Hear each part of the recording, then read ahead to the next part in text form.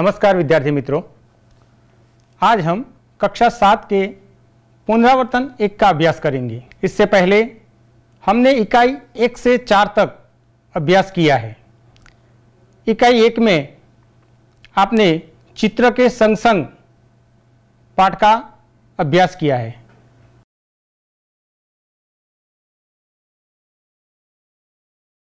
दूसरी इकाई में तब याद तुम्हारी आती है काव्य का आपने अभ्यास किया।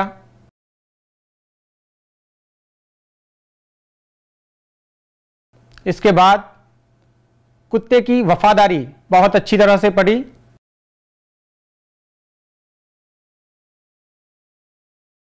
और आपने कथनी और करनी इकाई को पढ़ा है।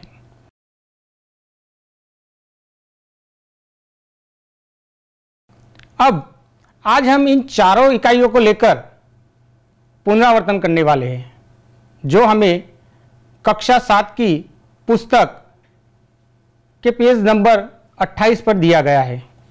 आपकी पुस्तक के पेज नंबर 28 को निकालेंगे।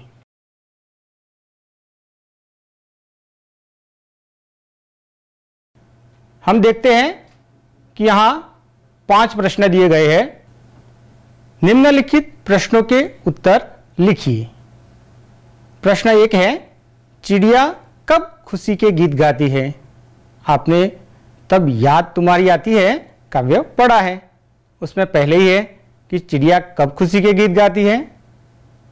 याद है ना? बहुत खूब।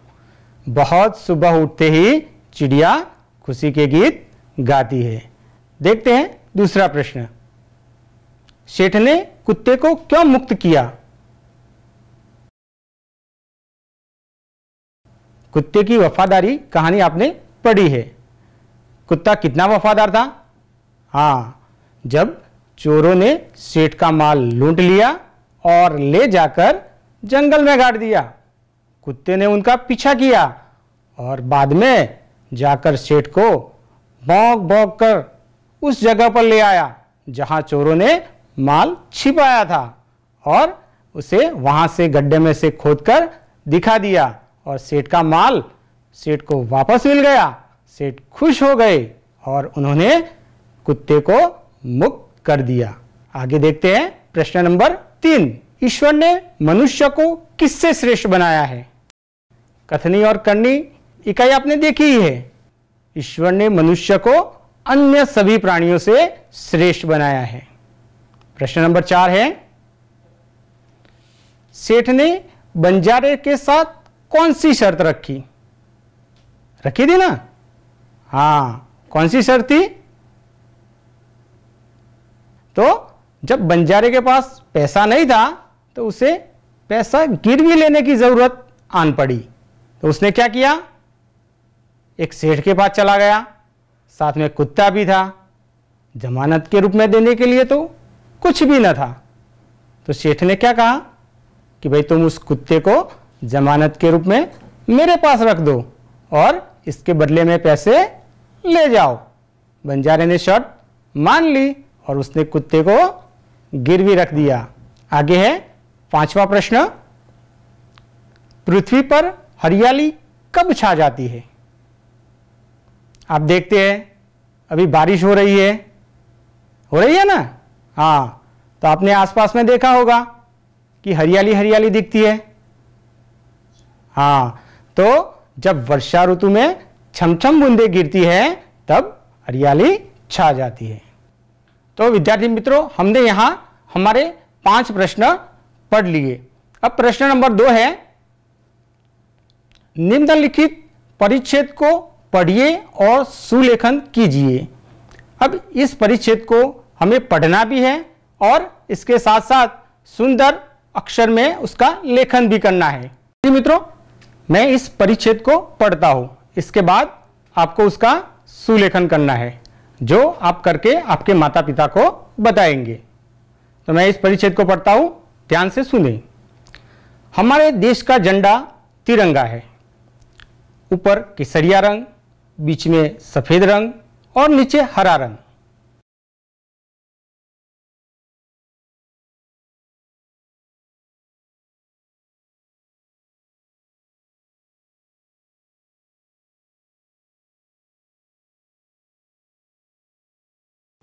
सफेद पट्टे पर बीच में एक चक्र है।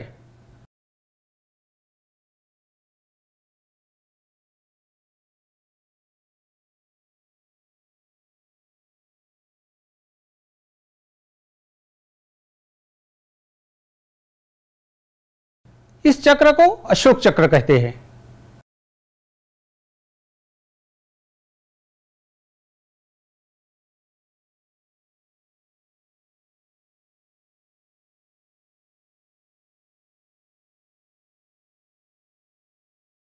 झंडे के ऊपर का केसरिया रंग वीरता और बलिदान का संदेश देता है।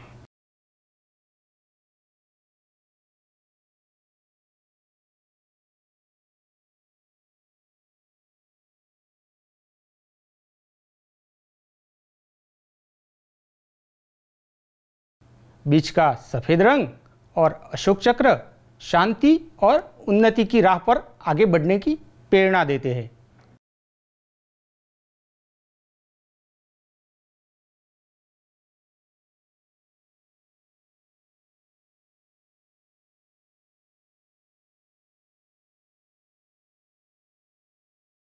नीचे का हरा रंग विकास करते हुए समृद्धि प्राप्त करने का सूचक है।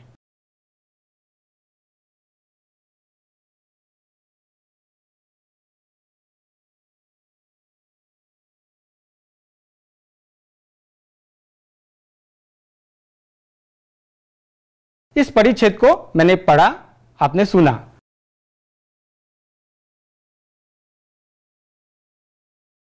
अब आगे चलते हैं प्रश्न नंबर 3 पर।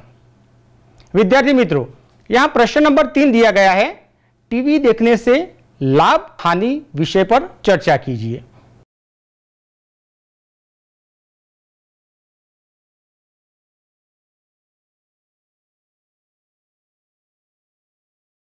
अब आप जानते ही हैं, टीवी तो आप देखते ही होंगे। आपको टीवी पर कौन कौन से प्रोग्राम पसंद है? बहुत खूब। कार्टून भी देखते होंगे और भी कई सारी फिल्में और मनोरंजन के कार्यक्रम आप देखते ही होंगे। तो हम इस पर आज चर्चा करेंगे कि आपको टीवी देखने से क्या लाभ होंगे और इससे क्या नुकसान होने वाला है। तो जरा सोचिए, आप टीवी देखते हैं, इससे क्या लाभ होते हैं? हाँ बताइए। तो हम देखते हैं टीवी देखने के लाभ। आज हम आमने सामने बैठे हुए हैं और आप पढ़ाई कर रहे हैं, मैं पढ़ा रहा हूं, आप पढ़ रहे हैं। तो ये कैसा माध्यम हुआ? टीवी है ना, जो हमें आज जोड़ रहा है। आप घर बैठे पढ़ाई कर पा रहे हैं, इसका सबसे बड़ा कारण आज टीवी है। तो आज हो रही पढ़ाई के लिए वह बहुत उपयोगी है।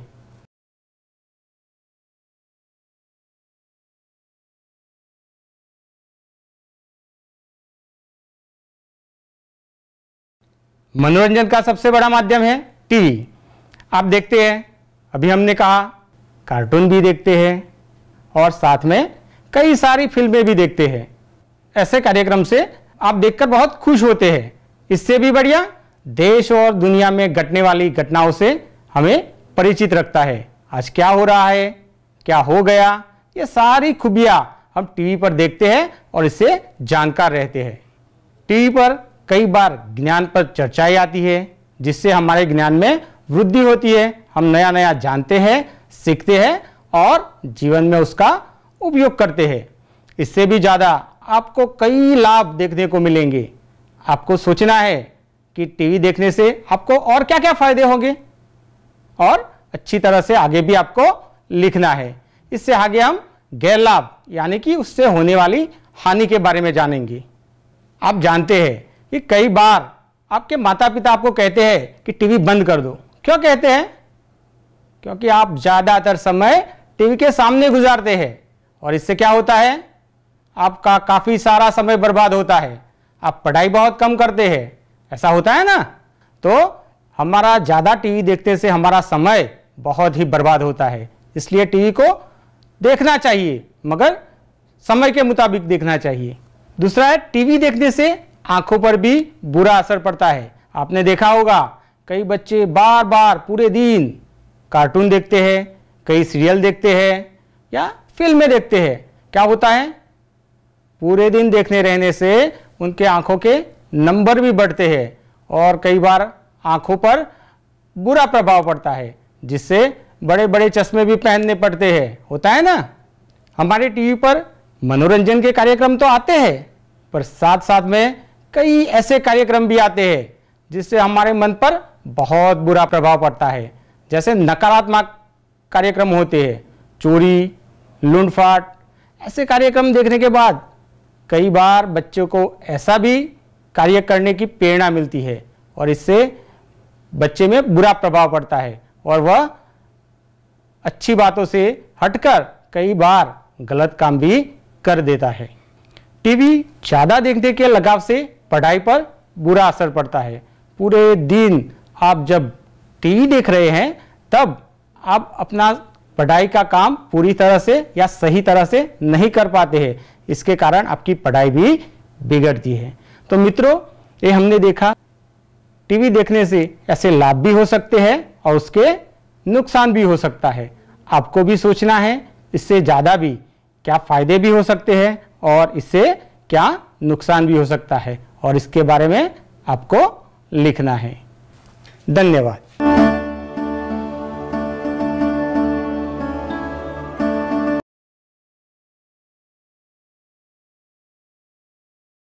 नमस्कार बाळ मित्रों, केम छो? मजामां ने? आपणे धोरण 7 प्रकरण नंबर 4 उष्मा विषे अभ्यास करी रह्या छीए, खरुं ने? आजनो मुद्दो शरू करीए ते पहेला जरा अगाऊ शीखी गयेला मुद्दाओनुं पुनरावर्तन करी लईए अने चकासी लईए के तमने केटलुं याद छे। तो तैयार छो ने बाळ मित्रों? जरा मने ए कहवुं जोईए के तापमान एटले शुं? Very good. कोई पण पदार्थना गरम के ठंडा होवानुं प्रमाणभूत मापन एटले तापमान। Very good. बीजो प्रश्न, तापमाननुं मापन करवा माटे कयुं साधन वपराय छे? तापमाननुं मापन करवा माटे थर्मोमीटर वपराय छे। बहु सरस। तापमाननुं मापन करवा माटे वपराता कोईपण बे एकमोना नाम आपो। Very good. तापमाननुं मापन करवा माटे आपणे मोटे भागे सेल्सियस अने फेरनहीट आ बे एकमोनो उपयोग करीए छीए।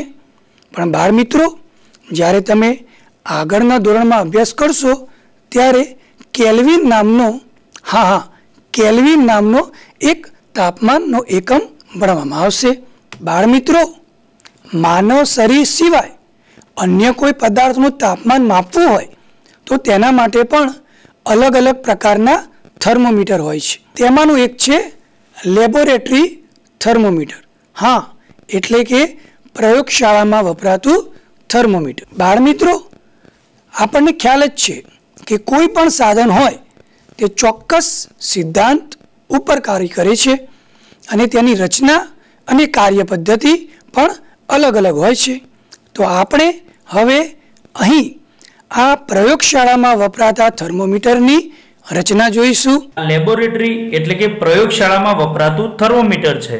आ नीचेना छेडे केप्सूल वाळा भागमां लाल रंगनुं आल्कोहोल वाळुं प्रवाही भरेलुं छे, जेना लीधे आपणे सरळताथी मापन करी શકીએ છીએ। कोईक थर्मोमीटरमां मर्क्युरी पण होय छे। आ आल्कोहोल ए आ पातળી નળીમાં ઉપર ચડે છે।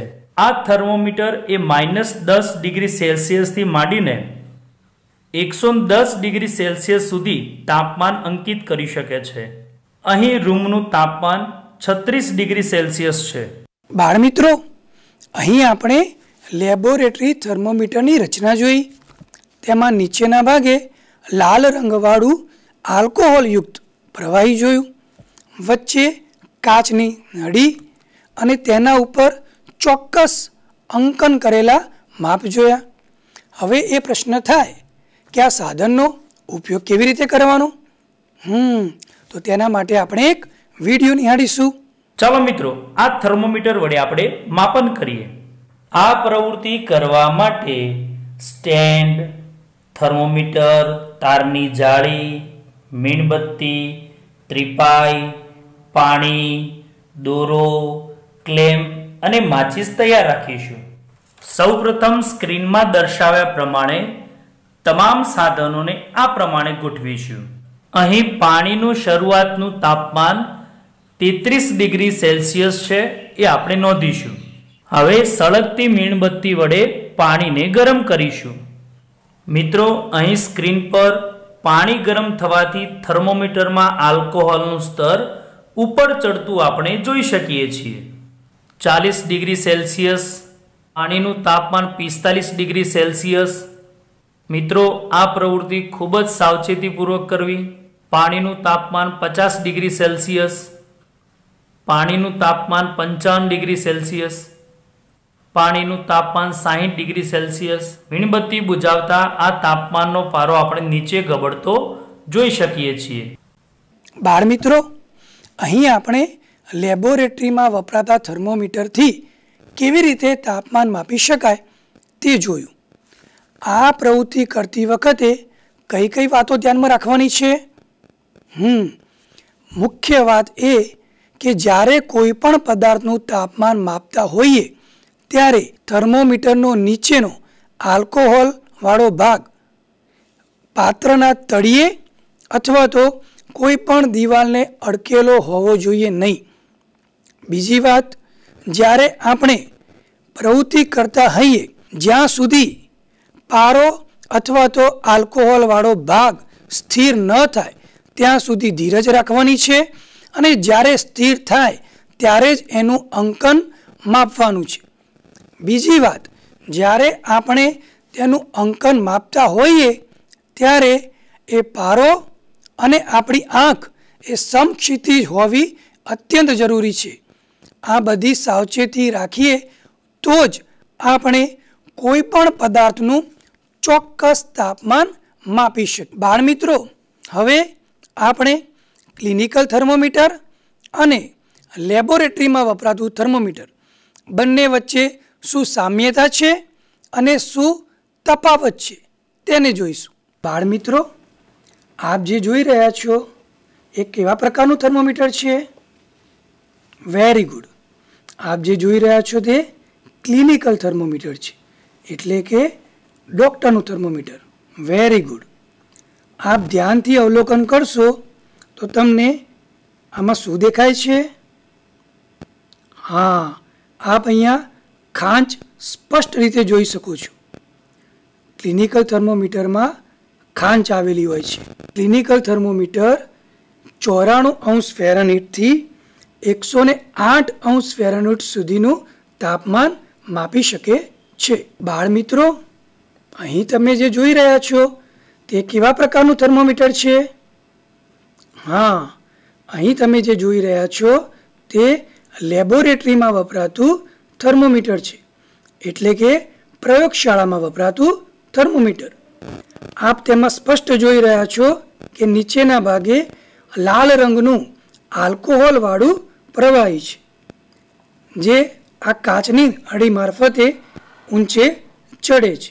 તેમાં આપણે કોઈ જ પ્રકારની ખાંચ જોઈ શકતા નથી, એટલે કે ડૉક્ટરના થર્મોમીટરમાં જે પ્રકારની ખાંચ હોય છે તેવી ખાંચ લેબોરેટરી થર્મોમીટરમાં જોવા મળતી નથી. લેબોરેટરી થર્મોમીટર એ -10°C થી 110°C સુધીના તાપમાનનું માપન કરી શકે છે. બાળમિત્રો, હવે આપણને એક પ્રશ્ન થાય કે આપણે તો એવું શીખી ગયા કે થર્મોમીટરમાં પારાનો ઉપયોગ થાય છે. આપણે તો એવું શીખી ગયા કે થર્મોમીટરમાં પારો વપરાય છે.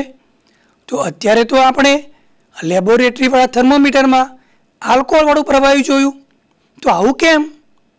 તો બાળમિત્રો, જે પારો છે તે બહુ જ ઝેરી ધાતુ છે. એટલી ઝેરી ધાતુ છે કે જો શાળામાં તમને જો એના દ્વારા પ્રયોગ કરાવવામાં આવે તો તમારા માટે ઘાતક હોઈ શકે છે. બાળમિત્રો, પારાની અંદર એવી કેટલીક વિશેષતા છે જેના કારણે થર્મોમીટરમાં માત્ર ને માત્ર પારો જ વપરાય છે.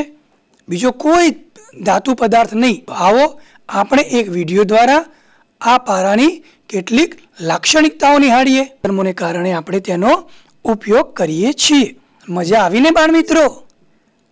આમ હવે આપણે અત્યાર સુધી ક્લિનિકલ થર્મોમીટર અને સાદો એટલે કે લેબોરેટરીમાં વપરાતું થર્મોમીટરમાં રહેલી સમાનતા અને ભિન્નતાને જોઈ.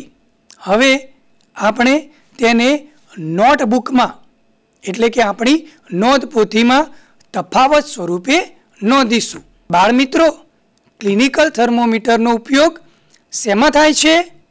હા, ક્લિનિકલ થર્મોમીટરનો ઉપયોગ માનવ શરીરનું તાપમાન માપવા માટે થાય છે, જ્યારે લેબોરેટરી થર્મોમીટર કોઈ પણ પદાર્થનું તાપમાન માપવા માટે વપરાય છે. ક્લિનિકલ થર્મોમીટરમાં ખાંચ જોવા મળે છે, જ્યારે લેબોરેટરી થર્મોમીટરમાં ખાંચ જોવા મળતી નથી. ક્લિનિકલ થર્મોમીટરથી 35 ડિગ્રી સેલ્સિયસથી 42 ડિગ્રી સેલ્સિયસ સુધીનું તાપમાન માપી શકાય છે, જ્યારે લેબોરેટરી થર્મોમીટરથી -10 ડિગ્રી સેલ્સિયસથી 110 ડિગ્રી સેલ્સિયસ સુધીનું તાપમાન માપી શકાય છે. બાળ મિત્રો, તો આજે આપણે ક્લિનિકલ થર્મોમીટર અને લેબોરેટરીમાં વપરાતું થર્મોમીટર બંનેમાં રહેલી સમાનતા અને ભિન્નતા જોઈ. હવે હું તમને એક પ્રશ્ન આપું છું. આપ વિચારજો અને એનો ઉત્તર શોધવાનો પ્રયત્ન કરજો.